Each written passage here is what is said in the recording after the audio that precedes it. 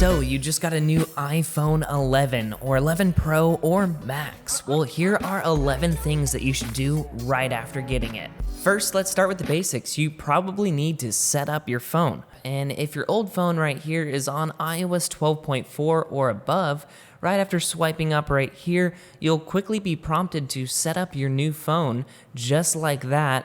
And again, we can wirelessly transfer all of our data, no need to back up to iCloud. So I'm gonna go ahead and demo this very quickly. Basically, just follow the on-screen steps right here. Just align the phones up like you would on an Apple Watch, and now the process has started. So while we're on the setup things, one of the first things to do is set up Face ID. So we'll go ahead and do that now. Click Get Started and get my microphone out of the way.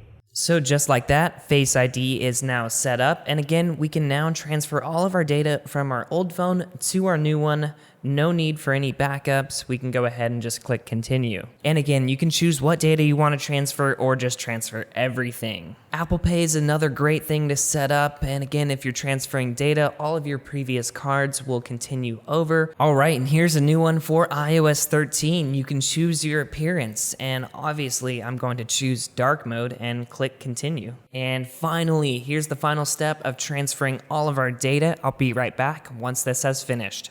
And there we go, guys. The transfer is complete. My new phone has now booted up and is entirely set up. So now that my phone is set up, let's go ahead and take a look at the other top things you should do right after getting your iPhone 11. So these first two are pretty quick and they probably transferred over from my old phone, but I'm gonna go ahead and show you guys anyway. Now, first up, I'm going to disable auto lock by heading into the settings app, display and brightness, and selecting auto lock. I set mine to never.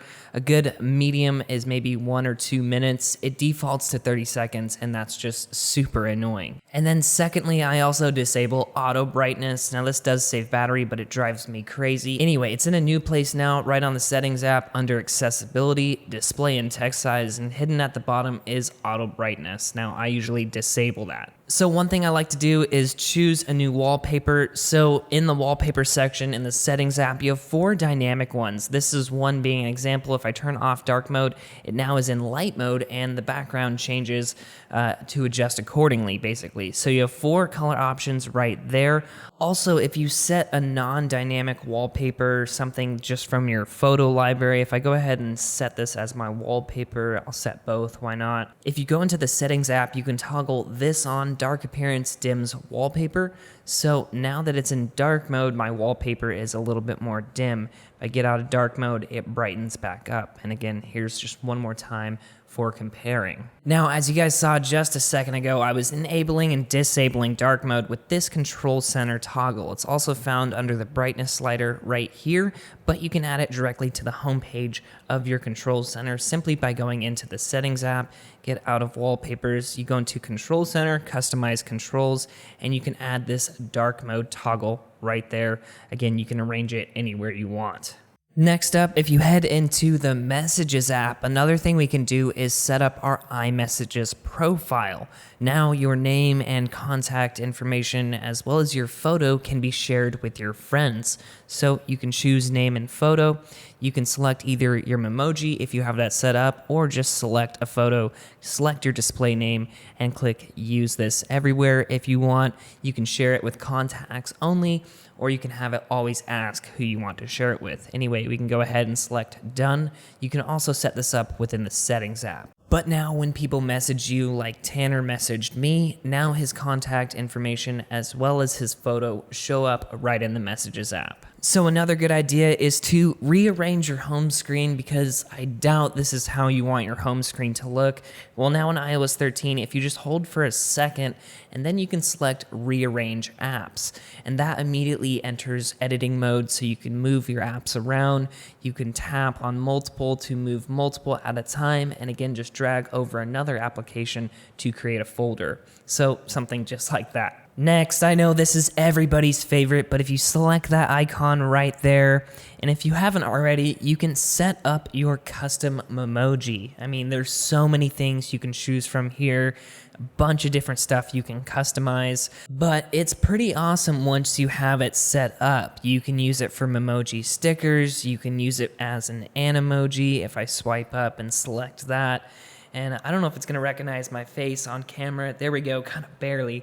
But anyway, it's pretty sweet once you have it set up, and that's definitely one thing I would do right after getting your new iPhone. Very lastly, you owe it to yourself to check out some of the new features in iOS 13. A couple of my favorites are the fact that you can connect an Xbox controller directly to your iPhone now to play games. You also can pair a wireless mouse to your iPhone, which is pretty sweet, and you can do some pretty cool things with this. You can go to accessibility, head to touch, head to assistive touch, and then right down here to devices, select your mouse, and you can set custom gestures to different buttons. So I have a pointer on screen now to control that interface with, say, my right button right here. I can head to the home screen. Middle, I can toggle Siri, and then like the side, I can enter multitasking. Get out of that, go back home, and then with the top button right here, I can enter the control center. So pretty cool that you can pretty much control your entire iOS device just with your mouse, just with some buttons on the side, and you can do everything that you want to remotely like that. Again, you can connect a keyboard, you've been able to do that for a while, but I just thought that was pretty cool. Anyway, if you think that feature's cool, we have 13 other top features of iOS 13. If you guys missed that video, definitely check that out.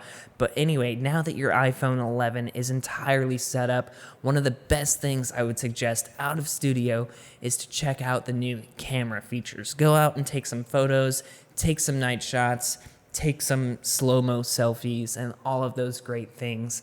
Aside from that, that's the best I got for you in this video.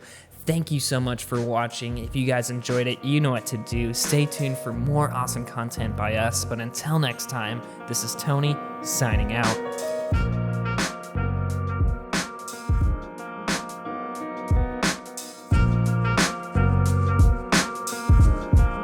Here's 13 hidden features that you might not know exist on iOS 13. So starting off, one feature that I thought was super awesome, if you guys head into the Control Center connectivity platter, now you can haptic or 3D touch on the Wi-Fi or Bluetooth toggles right here to connect a new device or connect to a different Wi-Fi network. Also, within the Control Center, you have the option to add a dark mode toggle right on the home page instead of having to go into the brightness slider. So, a quick way to toggle on and off dark mode. Also, if you guys want dark mode to be toggled on automatically, well, you can do that. It says light until sunset, or you can set a custom schedule. So, this was one of my favorites that you might have forgotten about. There's new gestures to copy, cut, paste, select text, undo, and redo. One last awesome thing right here is you can just tap on the cursor to move it now too. Next up, you can now tap on the scroll bar right here to scroll all the way down to the bottom of the page super quickly.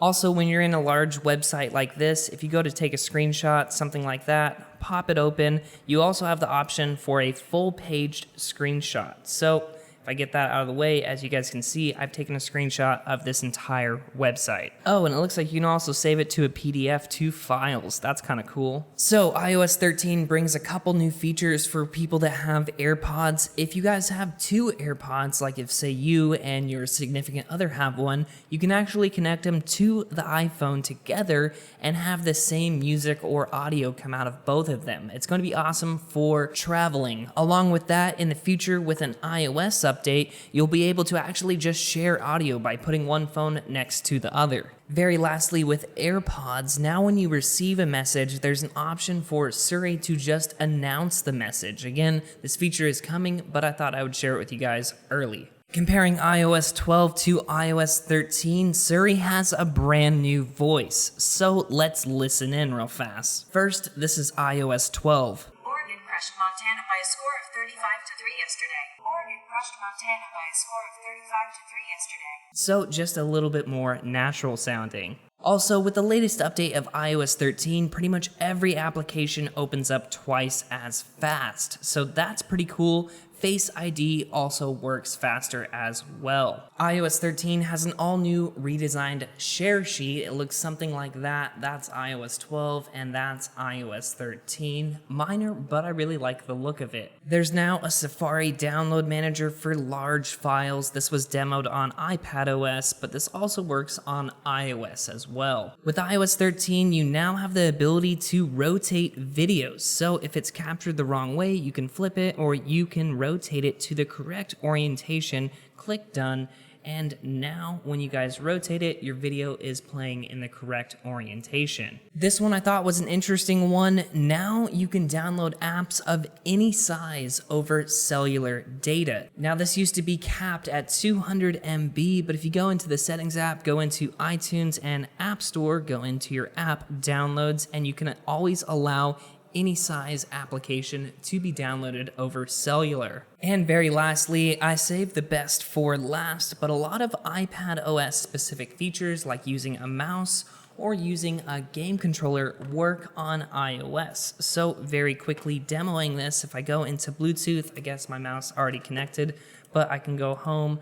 And the really cool thing is you can swipe and click with the primary button, but your secondary button right here, this can be used to go home.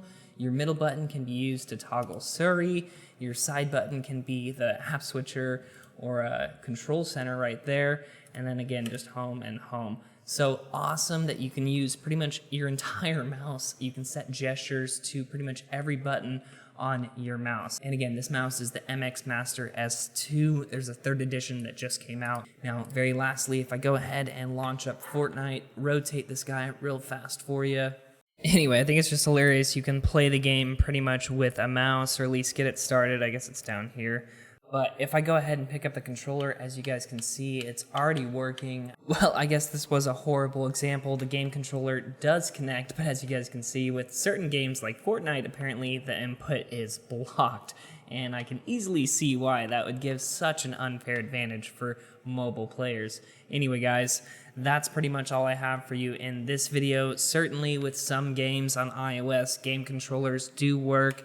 Mouse support, however, is fully functional on iOS, and I thought the gestures were just awesome that you can have multiple buttons do different things, access the control center, go home, enter multitasking, all of that stuff. Anyway, guys, I really hope you appreciated this video. If you guys did, definitely give it a huge thumbs up if you're excited for these new features in iOS 13. Thanks so much for stopping by, but until next time, this is Tony, signing out.